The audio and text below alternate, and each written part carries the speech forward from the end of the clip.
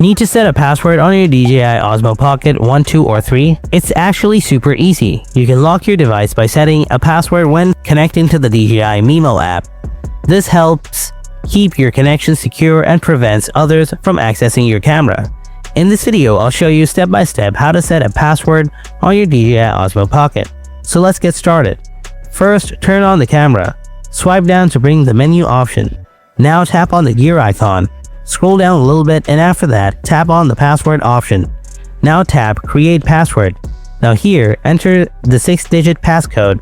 Again, enter the same passcode to verify. After that, tap Confirm, and here it is. After that, you will need to enter your 6-digit PIN to unlock the screen.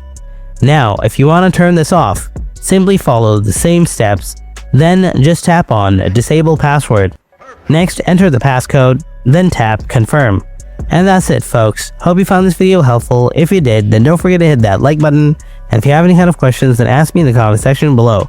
Thanks for watching. I'll see you in the next video. Until then, stay tuned and take care.